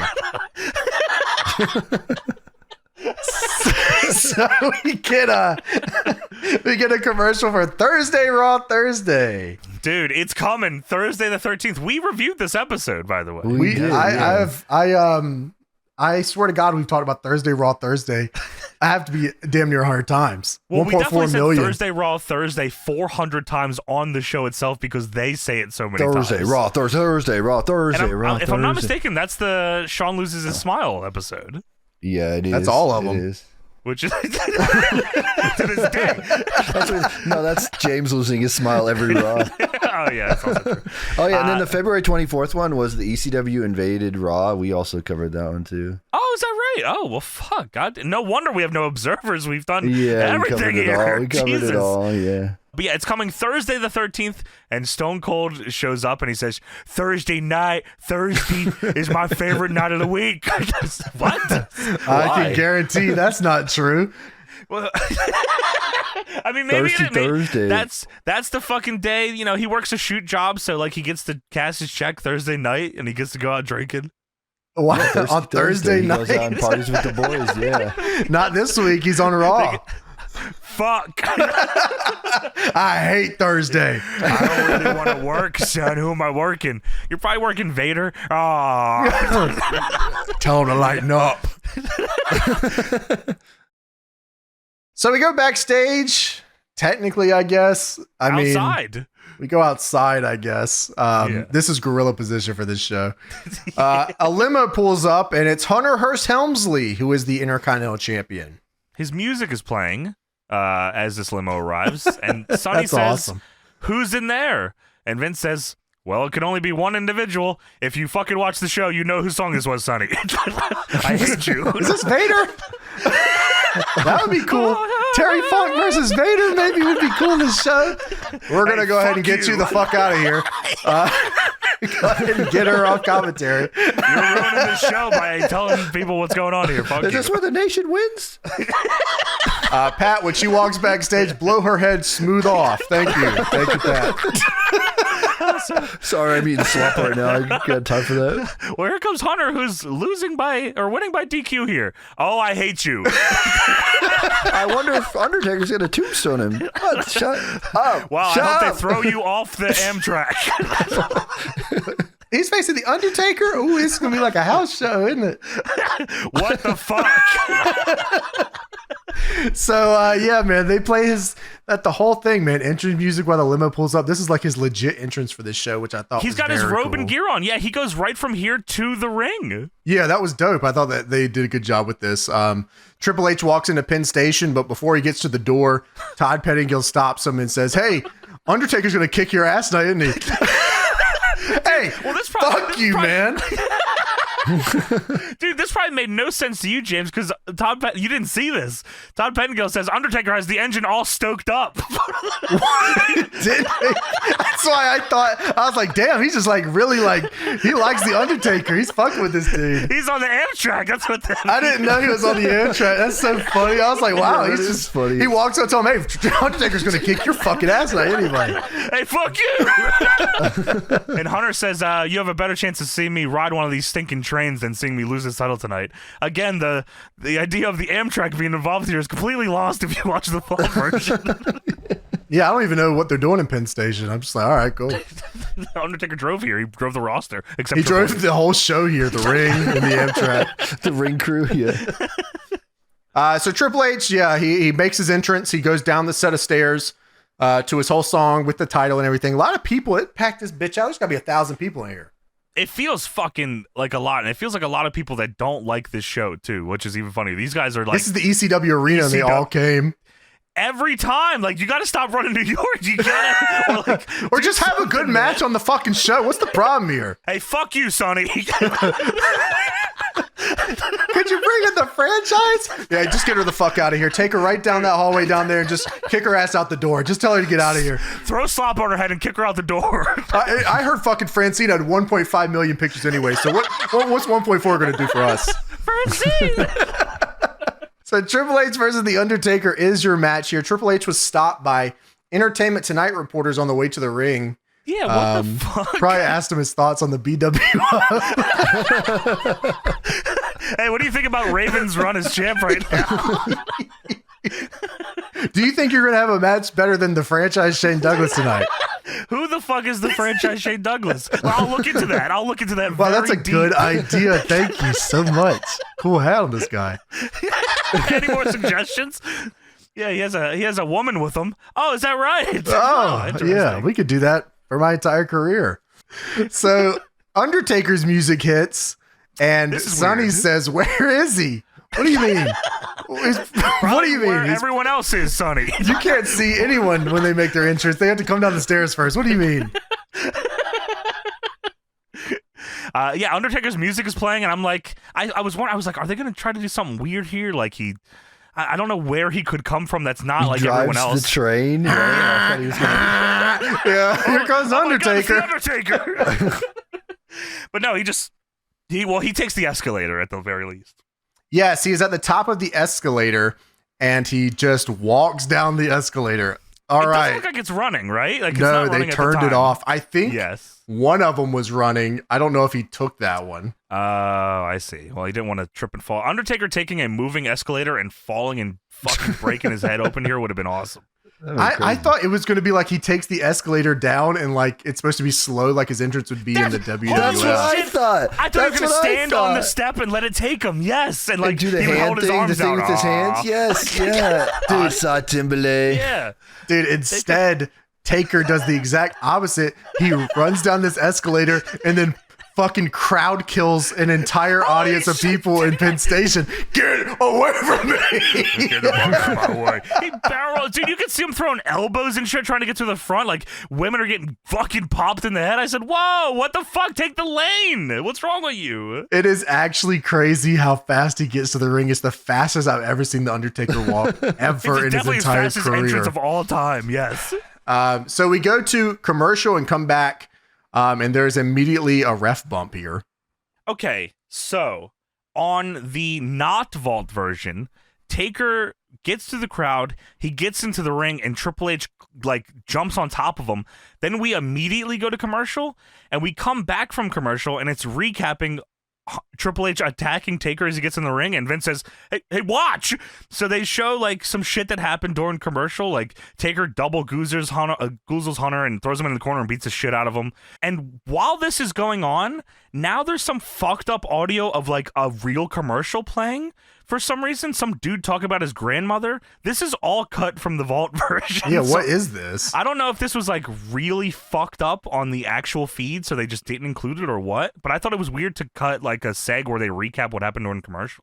Yeah, that is weird. And this whole thing was weird because we come back, ref bump, and then Triple H hits Taker with the IC belt, and then we go back to commercial again. Yeah, we do. We do. We go to commercial, and Vince says, if any action takes place, we'll show it to you when we get back. Well, we come back. I guess no action took place because Hunter is just choking Triple H, or Hunter is choking Taker on the second rope. So he fucking brained him with the IC title, didn't try to win, and nothing happened during the commercial that I need to see. What the fuck? I mean, we've watched many of Triple H matches from this era where he's Hunter Hearst Helmsley. And they are all pretty bad. He wasn't doing shit. Right. The one where he went into the pin and then got slopped and then got pig shit all over him was awesome. Yes. I like that. Yeah, that was awesome. Yeah. But yeah, right. I mean, fucking, as you have mentioned before on the show, Shane Douglas changed his life. Like permanently, man. Yeah, he became his ass got franchised. Fuck it. It's not like Taker was probably trying to have a fucking great night tonight either. He wasn't looking to really make Penn Station lose its mind. Yeah, I mean, good fucking luck anyways, buddy. Like 97 ECW fans. Yeah, that's the luck here. Brian Lee will fuck your wife, Undertaker. Fuck you. So Triple H, we come back. Triple H is in his heat now. He hits the knee and a neck breaker for a 2. He goes to use the belt, but Taker grabs the belt this time and stops him. This is an interesting end of this match.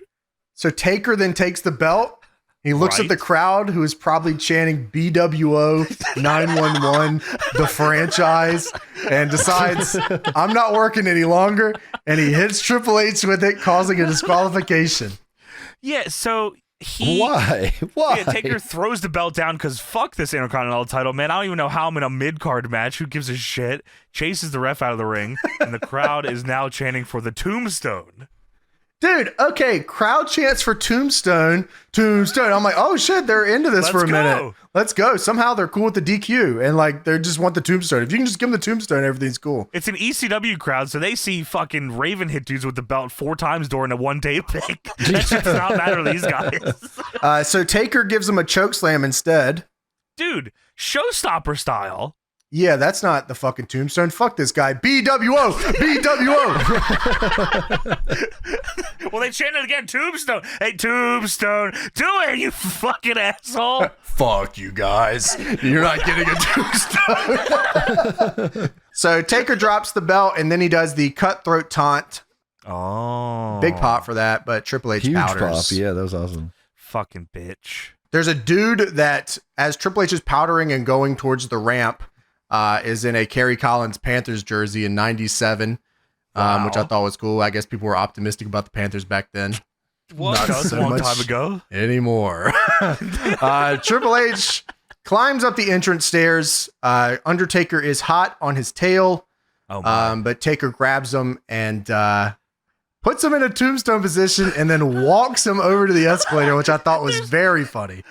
Dude, I swore, I was like, oh, there's going to be like a fight here, like a struggle. They legit get to the top of the stairs. I don't know if Taker didn't think there was a camera up there with him or not, but he legit says, all right, and fucking picks him up, Tombstone, and yeah, as you said, walks him over to it. I'm like, okay, this is not how I also didn't think this was not the end of the show. Okay, I mean, I don't know really anything about this episode, so like to me, this is the only thing that ever happened on this episode. Yeah, that's the only thing in this episode. I just assumed the end of the show, but I guess not. No. So Taker puts him up on top of the escalator, hits the Tombstone. Can't believe it. He gave the crowd what they wanted. This was all caught on the fly, I'm sure. Oh, I didn't know it was that over here. I fuck with Penn Station. I guess they recognize me when I drive the truck. Drive the Amtrak. So Taker hits the Tombstone on the escalator, and Triple H rides the escalator down as he sells the Tombstone. And he gets to the bottom, and the refs help him out. That kicks ass. I mean, if you're gonna do this, God bless them for doing it. I'm sure that was definitely not their spot at first, and Taker overheard this and said, how about we do it instead, Midian? I bet what actually happened was, yeah, that's exactly what the Godwinns were talking about. Man, what if we took the nation and we sent them down the escalator? How about you don't do that anymore? Dude, it's like every yeah, I call dibs on that. I'm doing this spot. No, you can't have that spot. Someone else already has it. That's ours. Aldo Montoya, suck my dick. Undertaker just walking around backstage listening to guys' matches. And then he takes all the best spots, and then they have to just take it out of their matches. Okay, I guess they're not doing that anymore.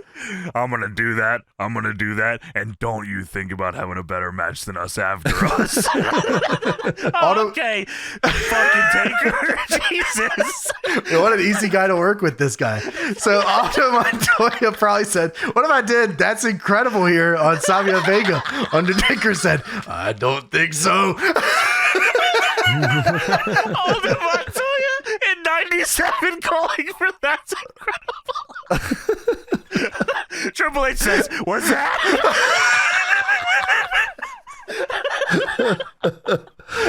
He's awesome. Hey, Paul, why don't you do the franchise?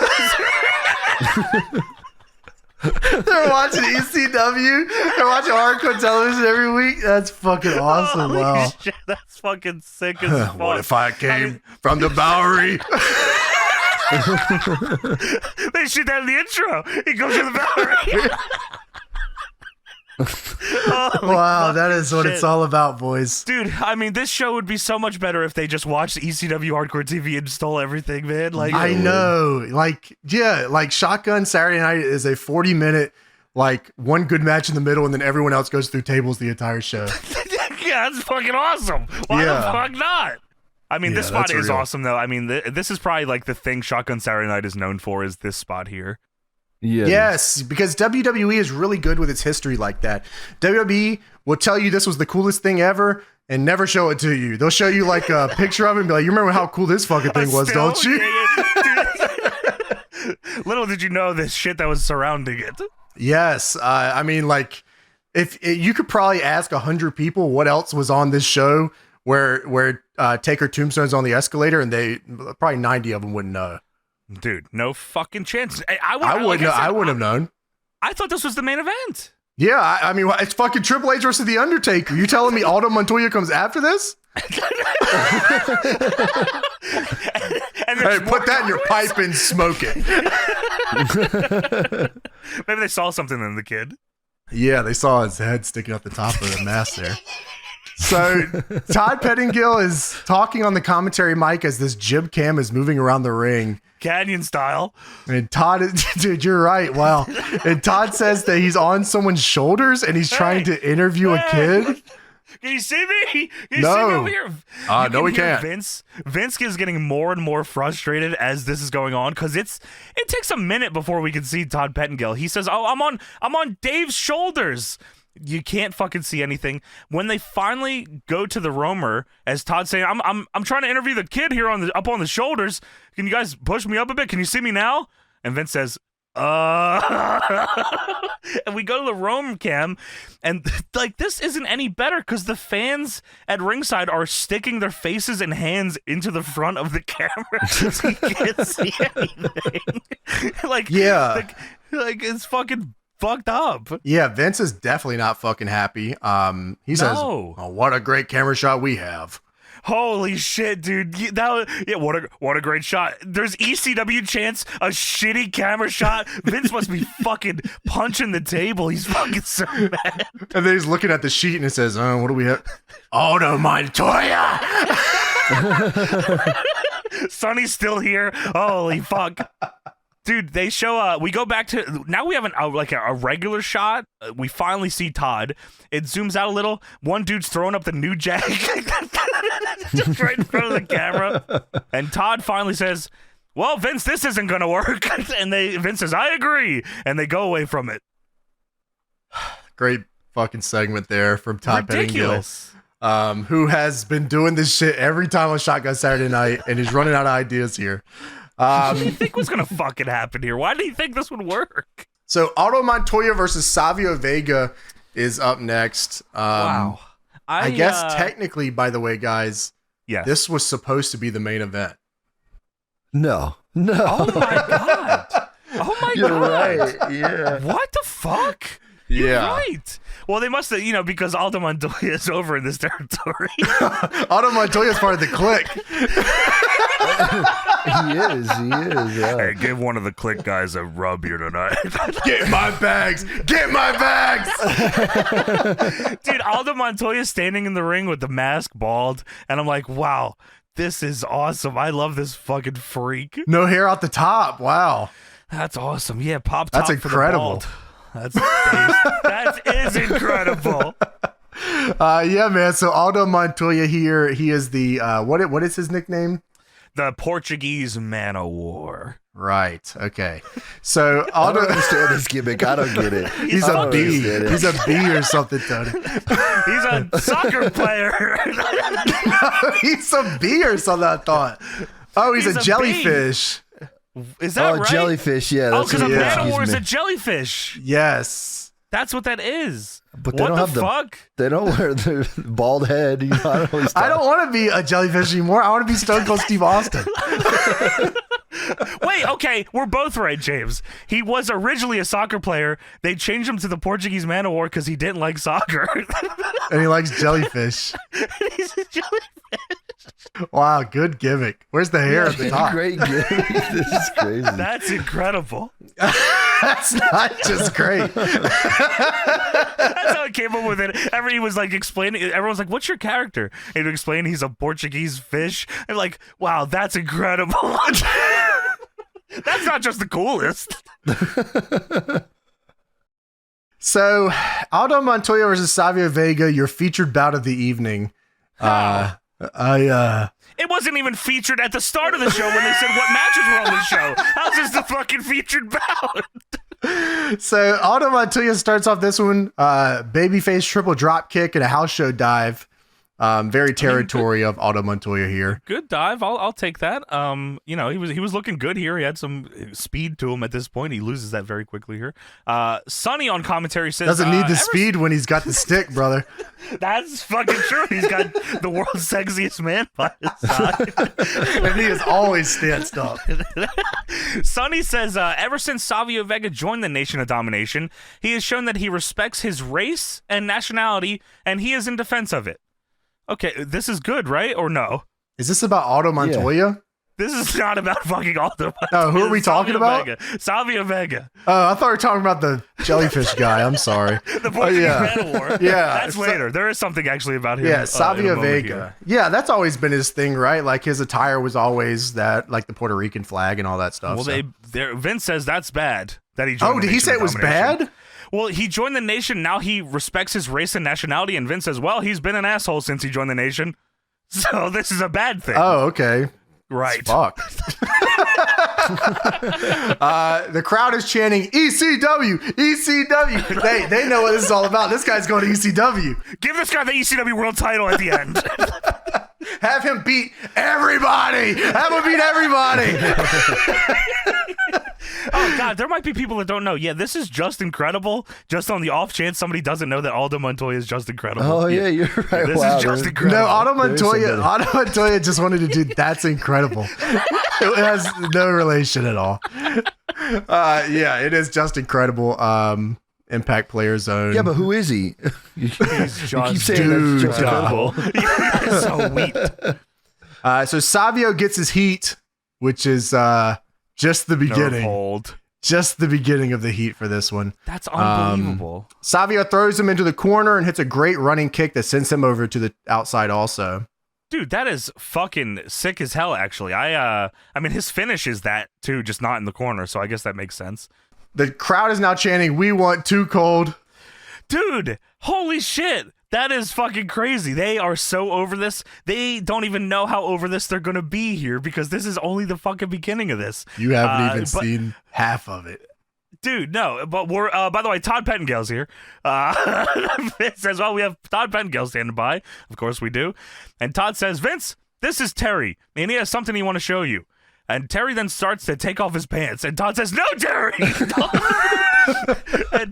on live TV. Yeah, that's what Vince says. We're on live TV, pal.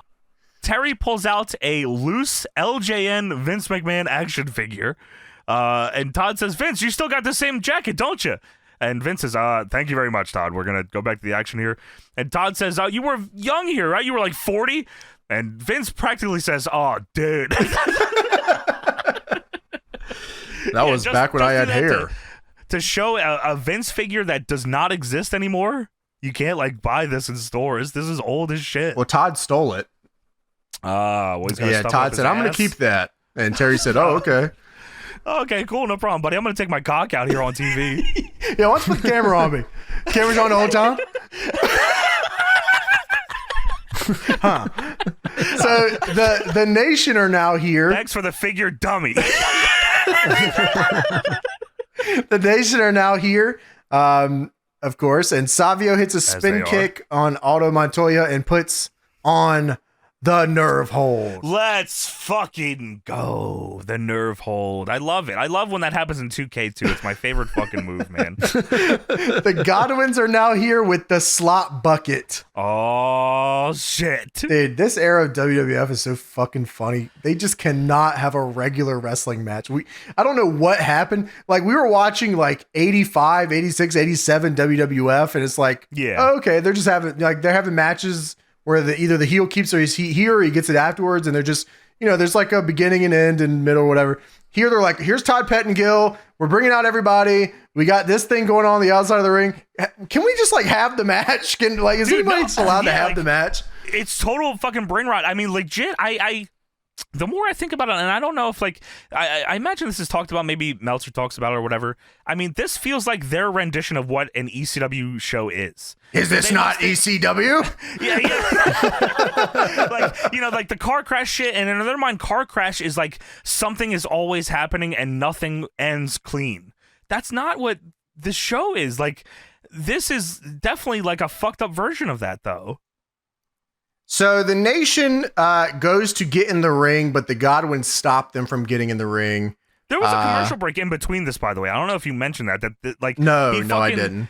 Yeah, Aldo fucking rushes Savio in the corner, gets a Savate kick commercial. Then we're back, and now there's bullshit going on. Just a reminder, this show is only like 40 minutes long, so I know. Wow. Yeah. So oh, by the way, big ups to Mike Gallagher, who was the superintendent of Penn Station that allowed them to be there. Shouts out, Mike.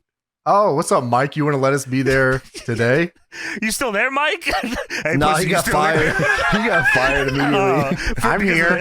Because Vince called him out, Mike Gallagher. So the Nation goes to get out of the ring, or they go to get in the ring, I'm sorry, and the Godwinns stop them from getting in the ring. So they start pushing each other, and then it all breaks down. They were very confused here, James. I don't know what happened here. I would be fucking punching monitors at this point here. So the Nation and the Godwinns are on the floor arguing, right? Undertaker walking by the screen. Yeah, it looks like a mess out there. Wow, this really is what I was hoping for. This is ECW. So Savio has Aldo Montoya in a nerve hold. I mean, he's winning. He's winning, which means that now Crush and Farouk are on the apron to do what? Make him win more. Win more. Okay, understandable, because he needed some verbal assistance via the apron. Do a different fucking move.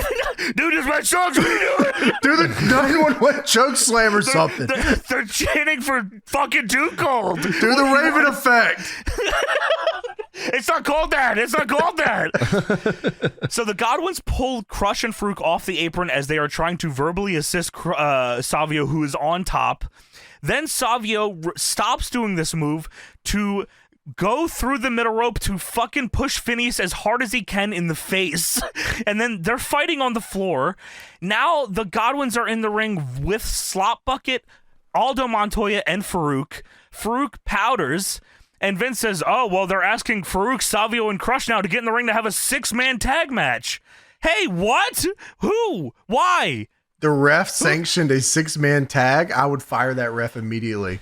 Well, it's commercial time, James. Who cares? Dude, if you sanction a 6-man tag between these 6 guys, you are fucking fired, buddy. Oh my God. And this is the main event. It's a main event. And what the fuck? No fucking way, pal. Well, just so you know, James, tomorrow, and Tony, by the way, tomorrow, I figured Tony had seen this. I don't know if James saw this, but because I don't know if this is left. No, I didn't see. What is this? This is commercial? Yes, commercial. Tomorrow on WWF Sunday Morning Superstars, we're looking to find out who's the toughest man in the WWF, because we're going to find out when Stone Cold meets the man they call Vader. You can watch this at 11 a.m. Yeah, I'm not going to be doing that. I'm sleeping. My ass is sleeping, or I'm watching cartoons. Are you kidding me? Yeah, for real. So the Godwinns and Aldo Montoya are now facing Crush, Farouk, and Savio Vega. Yes. Oh boy. So the Nation takes advantage of the ref being distracted.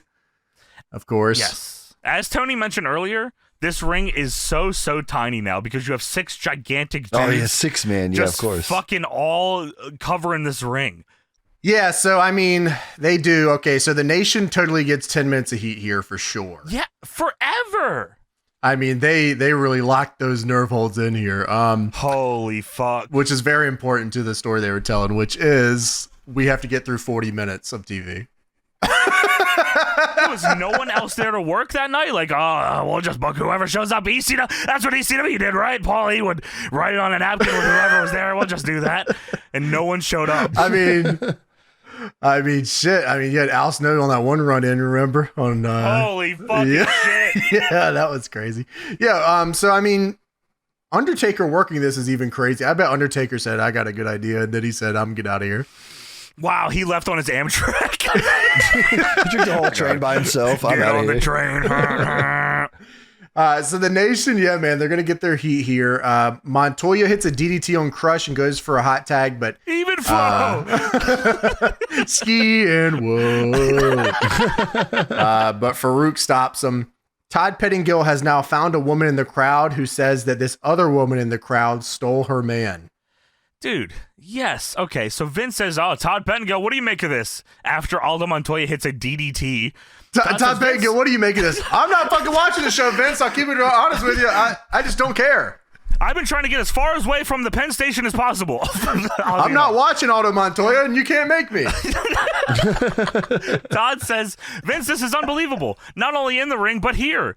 And yeah, as James said, some fucking lady is here and says, this witch stole my man, and I'd like to take her and put her in that ring and drag her around. So Todd looks to the side and looks at this other woman and says, did you steal her man? And the second lady says, Todd, hold my purse. Now these two women are fighting in the crowd. There's a match, a main event going on in the ring. Vince, I gotta tell you, this is more entertaining than what's going on in the ring. Maybe we should put them in there. This is fucking crazy. What is Sonny doing? I'm not watching either. Holy shit, I'm gonna fucking die. Todd gets cut off in the middle of he's yelling, cat fight! That's like ECW, isn't it? So it shows Clarence Mason, he's just doing the Nation Fist, which they do all the time. And Vince says, what are you You're fucking distracting me. What are you doing? What are you doing? I'm doing the gimmick. I'm doing, like, we do this all the time. Oh, you're sending signals to the Nation in there, huh? Yeah, you're giving them plays or something. What are you talking about? No, I'm just showing I'm with them, and I hope they win. So what is your problem? Throws up the Nation Fist. Oh, what are you doing? Are you saying he's a? You tell him to take it home, Clarence Mason. So you think this match is good? No. Crush and Savio Vega cheat behind the. This is crazy. This sucks. Crush. This is the craziest thing I've ever seen. This is probably what got Aldo Montoya to go to ECW. He's a fuck. He gets fired because of this. Crush and Savio Vega cheat by holding. Dude, oh my god, I didn't know this is what you were talking about. Dude, they cheat by fucking Aldo Montoya up his ass. They set him up like the world's greatest tag team spot as if you were just gonna hold him. This shit's so fucking funny. Dude, it cuts to Crush and Savio Vega cheating, and they're Eiffel Towering Aldo Montoya on the ropes. Oh my god. Dude, this is something that, like, the fucking Heenan family would do. Like, I don't know what is going on here. You're right. Crush is forcing Aldo to motorboat him while Savio Vega holds his legs and fucks him on the ass. King Kong Bunny and Big John Studd are doing this to everybody. They would definitely do this, and it was probably a finish, too. Dude, that is so fucking funny. Ah, man. Crush and Savio Vega. I don't understand what this was. They cheat by fucking just holding this dude up and like just gyrating Eiffel him. Tower is the right way to fucking put this. That's exactly what they do. Oh man, you can't fuck Aldo Montoya, man. Come on. No, dude, come on. That's a Portuguese fish. So the crowd responds by chanting, "Boring." That is boring. When, dude, that's when they had a fucking enough, dude. They were like, "Wow, we just watched this dude get fucked. We just watched Justin Credible get fucked." Yeah, no fucking way. Come on, that's not the coolest. They're chanting boring, and Vince is like, oh, well, fuck, I can't ignore this. And Vince says, well, some of the fans are actually bored by the Nation of Domination's activities here tonight. He could have ignored it. He ignored all the rest of them. BWO, Bischoff sucks dick. Yeah, you're right. Yeah. And Clarence Mason says, I think they're bored with Montoya. And Vince says, oh, I don't think so. I don't think that's right. We want Too Cold. We want Too Cold. They are like so fucking done with this, and like this ending comes out of nowhere that it feels like they purposely were like, wow, we gotta wrap this shit up, B. Well, the Godwinns come in and we've lost control of this match. I guess Great. D'Lo's out there. Phineas chases him away. with the slop bucket. Yes, because he got, for some reason in his brain, he said, we've been in this thing for like 20 combined minutes tonight. I just thought maybe I'd throw this whole thing and go after D'Lo with the slop bucket. I've teased the slop bucket to these people all night, and they have wanted it, and I think I'm just going to do this off camera. I think I should go backstage and just not do it out here. That'd be cool. Why the fuck not? That would be incredible. So that's incredible. Phineas, put that in your pipe and smoke it.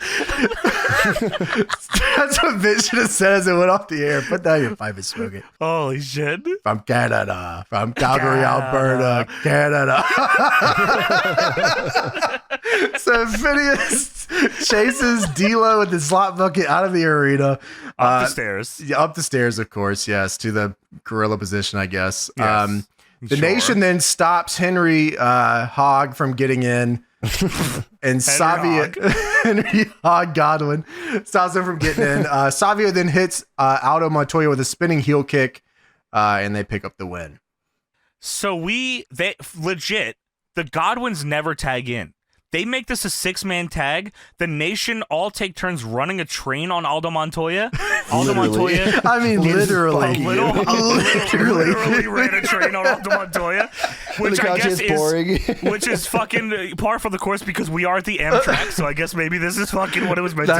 That's right. They fuck this dude, kick the shit out of him, hit him with all the moves, and then they beat him. And the Godwinns don't do anything the whole time. How the fuck is this possible? What a great night of action here at Penn Station. This shitty ass show. ECW. BWO. Man, what the fuck? Stevie. Fucking anybody. All right, so we go backstage. Vince We'll be right back. Yeah, well, I guess technically we're not backstage yet. Vince and Sonny are here, and they say, I guess the chase is still on. You remember that thing that just happened with the slop bucket? Yeah, apparently the slop is about to fly, and Sonny says, can we get a camera in there? Yeah, that's fucking what we're doing, Sonny. No, we can't. It cuts backstage to Phineas throwing the slop bucket at D'Lo, but missing. D'Lo knocks over all the pipe and drape. Holy fuck, dude. I'm snapping pixels crazy if that happens to us. Pipe and drape's gonna fall on a bunch of equipment, and we're gonna be fucking mad. It cuts backstage. Phineas throws the slop bucket at D'Lo, misses, and it hits Pat Patterson, who is sitting there doing his job. In a Bill Cosby sweater for some fucking reason. ECW! ECW! Dude, ECW! They don't even get to see this shit. They're chanting ECW at Aldo Montoya, who is laid out in the ring. That's funny as fuck. And he said, what is ECW? Maybe I should look into this. Oh, let me go there. That sounds like the coolest. It's the best, really. So Vince says, Hall of Famer Pat Patterson has been slopped on Shotgun Saturday Night. And Pat is sitting there dripping with slop, and he's got the headset on because I guess he was calling this shit. And Pat looks at the camera, and you can't hear him, but he says, you think this is funny? And Vince says, oh yeah, we do. And Pat says, I'll come down and kiss you, Sonny. And Sonny says, no. And now Vince is making fun of Pat's sweater. He says, look at that sweater. That sweater's been slopped before. Dude, what the fuck is happening? Could have done. It's crazy. Could have done without any of this. Yeah, could have done without this one. Now Vince says, well, Undertaker was victorious earlier tonight. No. Not true. No, he wasn't. No, yeah, that's right. By a DQ, and he says, well, Undertaker was victorious earlier. I don't know why he brought that up and says, and we're going to have Todd Pettengill with Curtis Sliwa. Curtis Sliwa. I don't know. Who and is then this they guy? replay the Taker tombstone on the escalator. And I'm like, okay. Now we're outside with Todd Pettengill, and Todd says, oh, I guess I'm in the caboose in this segment. I don't know what that means. Does that mean like he's in the last segment? Or is it an Amtrak reference, yes. I assume? No, the caboose of a train. Yeah, you get it. Yeah. Well, it says Curtis. Is it Sliwa? Curtis I just Sliwa? wrote down Curtis. I didn't even hear her last name. Curtis, he's the founder of the Guardian Angels, and he's just hanging out outside here. And he says, Curtis, you going to go down in the ring? And Curtis says, definitely. I said, oh, fuck. He said, I just came out of the slime and grime of the subway, heard that the nation of domination is in need of a serious readjustment, and maybe they need to get a therapeutic back massage and be sucking some concrete. Oh, okay. And he's wearing the Bulk and Skull hat. Dude, he does have the Bulk and Skull hat. I'm like, What the fuck? And then Vince says, oh, well, never can tell what's going to happen in the World Wrestling Federation. Thank you, Amtrak, for allowing us to come to Penn Station. And then they showed Pat Patterson slow motion covered in slop, and that is the way they end the show. This, I mean, like, it is actually a fucking complete miracle. It just goes to show how, like, hot the product in general, I guess, was going into, or, you know, through 97, that this was on TV. This show sucks. You're right.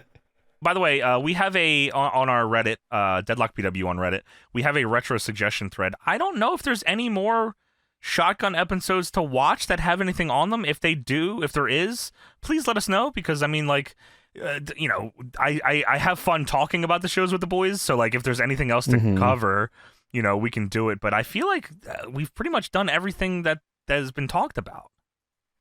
Yeah. That doesn't surprise me at all. Yeah, I mean, I think eventually it just kind of turns into like another show that they have. It's just content, right? Yeah. Right. Yeah, they just have to get this shit out of there, right? So. But I mean, what a yeah. I mean, after this, they go to they just go to arenas and shit. So after that, it's just like. Oh, really? Okay. Yeah. So just like tape before Raw or some shit. Yeah. Probably, the first 6 episodes. This is the 6th one. Yes. They ended at Penn Station. Yeah, then they just go to, I guess you're probably right, wherever they tape Raw or, you know, whatever they're doing there, because they're definitely not they're not renting an arena out to do Shotgun Saturday Night. Fucking way. Yeah, no. Yeah, weird fucking idea here. Not a bad idea, badly executed. No, for not sure, a bad. Though. Yeah, poorly executed. Just the talent on the show, like having the Godwinns be the entire thing, and Nation the entire thing. Like you could have booked anything else than just that, you know? Yeah. Yeah, I mean, I think that WWF wasn't always in the business of trying to find the best in talent either, right? Like, you could have taken any of these guys and probably done a little more with them than you did, but, you know, it is. It's just WWF wasn't in the business of doing that. Dude, they just had, like, the ECW Invasion guys. Put some of that on here. With the ECW guys on the Shotgun, that would have been sweet. Oh, yeah, because you said they just did that on Raw, right? Yeah, or they just did or whatever, yeah. So they definitely should. You should watch the last one that ever airs. What, Shotgun? And just see what it looks like. The final Shotgun Saturday Night. Yeah. Yeah, that's a great idea, actually. Yeah, okay. Yeah, I agree. I enjoy that. Well, that is it for the Shotgun Saturday Night, February 8th, 1997, and that is it for our show. Thank you for joining us, everybody. Make sure to check us out on Patreon, patreon.com/deadlockpw. If you like this podcast, then you'll love our Patreon. That shit kicks fucking ass. Also, check out Deadlock Pro Wrestling. That's our very real fucking sick as fuck wrestling company. We're coming to Richfield Park, New Jersey on January 17th, Pasadena, Texas on January 26th. Tickets at dpwtix.com. You can find all information, all that there. Check out dpwondemand.com for the whole fucking history of Deadlock Pro Wrestling on one of the best wrestling services. We're going to make Shotgun Tuesday night. Oh, wow. Okay. It's family friendly. Holy shit, and it's nothing like ECW. It's actually like new gen WWF. That'd be nuts. Wow. That would be fucking unbelievable. And everyone has jobs. We'll actually see you next Tuesday. The next episode of the pod will come out on a Tuesday. We'll see you next Tuesday for another edition of the Deadlock Podcast.